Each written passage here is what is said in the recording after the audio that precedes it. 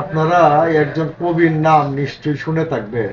তিনি সমরকন্দ বুকারা বিলিয়ে দিতে চেয়েছিলেন প্রিয়ার কালো তিলের বিনিময়ে। সেই কবির নাম হচ্ছে হাফিজ, সিরাজের হাফিজ, মহাকবি হাফিজ। এবং এই যে সিরাজ যে নগর পারস্যের, এই নগরে বাস করতেন শেখ সাদি। তিনিও সাদি সিরাজি নামে পরিচিত ছিলেন। এই যে হাফিজ, তিনি ছিলেন একজন প্রচন্ড প্রতিভাধর একজন কবি। এবং আমাদের ভারতবর্ষে এই হাফিজ খুবই পরিচিত একটা নাম। তিনি একজন মহাকবি। তাকে বুলবুলি সিরাজ নামে ডাকা হতো। এই হাফিজ সিরাজের মুসল্লি নামক স্থানে চতুর্দশ শতকের প্রথম ভাগে তিনি জন্মগ্রহণ করেছিলেন।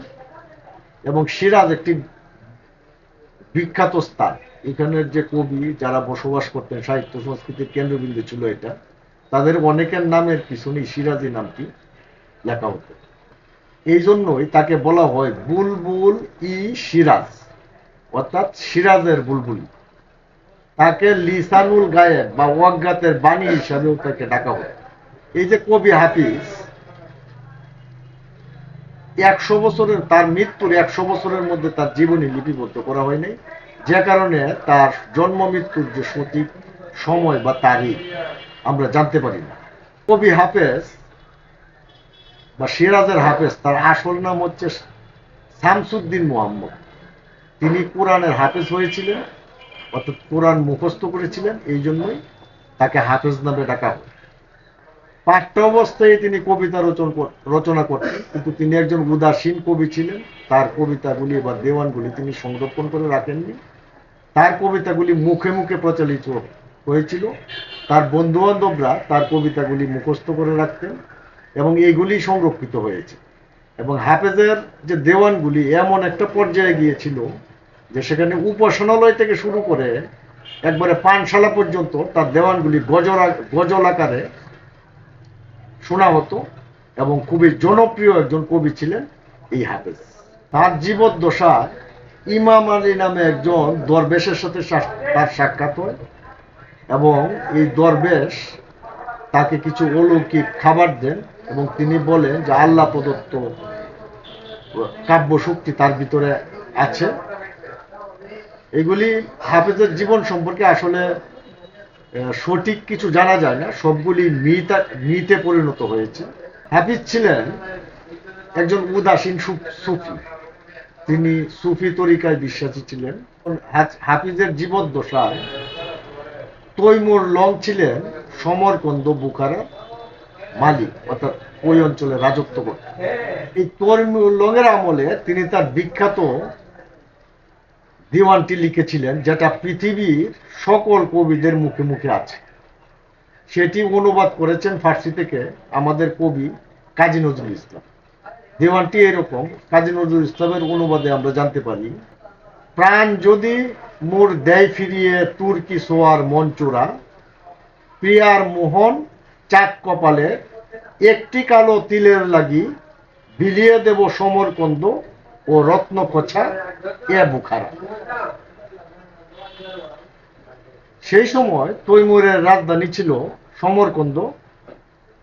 হাফেজ তার প্রিয়ার গালের তিলের বিনিময়ে সমরকন্দ এবং বুখারা বিলিয়ে দিতে চেয়েছিলেন, যে জন্য তৈমুর লোক খুব রাগ করেছিলেন এবং তিনি কবি হাফেজকে ডেকে পাঠান। এবং তৈমুরের যে রাগান্বিত অবস্থা, এই অবস্থা দেখে মানে হাফেজ তখন তৈমুরকে বলেন যে আপনি তো ভুল শুনেছেন, আমি আসলে এই কথা লিখিনি। আমি লিখেছি দুমন কন্দ ওসি খুমারা, অর্থাৎ আমি লিখেছি প্রিয়ার গালের কালো তিলের বিনিময়ে আমি 2 মণ চিনি এবং 3 মণ খেজুর বিলিয়ে দিব বা দান করব। আবার অনেকেই বলেন যে হাফেজ আসলে এই ধরনের উত্তর দেননি। তিনি তৈমুর লংকে নাকি দীর্ঘ কুর্নিশ করেছিলেন, তারপর বলেছিলেন যে মহামান্য সম্রাট, আমি আজকাল এতই অমিতবী হয়ে গেছি আমি নিজের খবরই রাখতে পারি। এই কথা শুনে তৈমুর লোক খুব আনন্দিত বোধ করেছিলেন এবং হাফিজকে অনেক পুরস্কার প্রদান করেছিলেন। এবং খুশি হয়েছিলেন। হাফেজের অনেক কবিতার মধ্যেই ইরানের একজন খুব সুন্দরী নারীর সন্ধান পাওয়া যায়। তার নাম হচ্ছে শাকি নবাত। কিন্তু আসলে শাকি নবাতকে সেই সম্পর্কে জানা যায় না, এটা রহস্যময় হিসেবেই আছেন। যেমন আমাদের কবি আছেন হেলাল হাফিজ, তার যে কবিতার নায়িকা একজন আছেন হেলেন, হেলেন খুব রহস্যময়ী নারী, তার সম্পর্কে আসলে জানা যায় না। এরকম হাফিজ সম্পর্কেও বা হাফিজের যে নারী তার সম্পর্কেও তেমন কিছু জানা যায় না। তবে ওই নারীকে নিয়ে অনেক কাব্য তিনি রচনা করেছেন। এই হাফিজের মৃত্যুর পর একদল লোক তার অন্ত্যেষ্টিক্রিয়া বা জানাজায় বাধা দেন। তারা বলছিলেন যে সে আসলে মুসলমান না, তার জানাজা পড়া যাবে না। এটা নিয়ে দুই দল লোকের মধ্যে বিশাল বিতর্ক তৈরি হয়। কেউ বলে জানাজা পড়তে হবে, কেউ বলে জানাজা পড়া যাবে না। এই নিয়ে যখন তর্ক বিতর্ক উপস্থিত হলো, তখন তারা চিন্তা করলো যে হাফিজের দেওয়ানগুলোর যে বই আছে সেই বইগুলি খুলবে, খুললে সেখান থেকে প্রথম 2 চরণ পড়বে। সেই 2 চরণ পড়ার মধ্যে তা নির্ধারণ করা হবে সে আসলে মুসলিম না অমুসলিম, তার জানাজা পড়ানো হবে কি হবে না। সেই মতে একজন লোক তার দেওয়ানের বই খুললেন।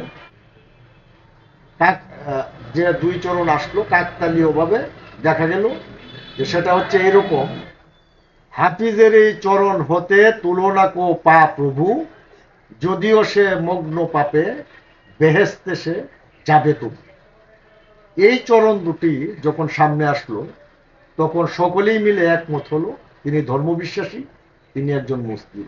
তখন তার জানাজা পড়ানো হলো এবং অন্ত্যেষ্টিক্রিয়া সম্পন্ন করা হলো এবং ডাক্কা বাগানে, সুসজ্জিত ডাক্কা বাগানে তাকে সমাধিস্থ করা হলো। ডাক্কা বাগান হচ্ছে আঙ্গুর ফলের বাগান এবং আঙ্গুর ফলকে প্রতীকী অর্থে আঙ্গুর ফলের বাগানকে কবি সাহিত্যিকরা সৌন্দর্যের প্রতীক হিসেবে দেখেন। হাফিজ তিনি, তার সাথে পত্র যোগাযোগ ছিল আমাদের বাংলার সালতানাতের যে সুলতান গিয়াসউদ্দিন আজম সাহেব, এবং হাফিজকে আমন্ত্রণ করেছিলেন গিয়াসউদ্দিন আজম শাহ বাংলায়। তিনি বাংলায় আসতে চেয়েছিলেন, কিন্তু সেখানে রাজকীয় জাহাজে উঠার পরে ঝড় দেখে এবং সমুদ্র দেখে তিনি ভয় পেয়ে যান, তিনি আর আসেন নাই। কিন্তু আমাদের এই সুলতানের সাথে তার একটি চমৎকার কাহিনী আছে, এটা আমরা আগের ভিডিওতে বলেছি। তিনি সুলতানকে একটি গজল লিখে পাঠিয়েছিলেন। এই যে মহাকবি হাফিজ, তাকে আমরা স্মরণ করি। তিনি ইতিহাসের একজন অবশ্যপাঠ্য কবি।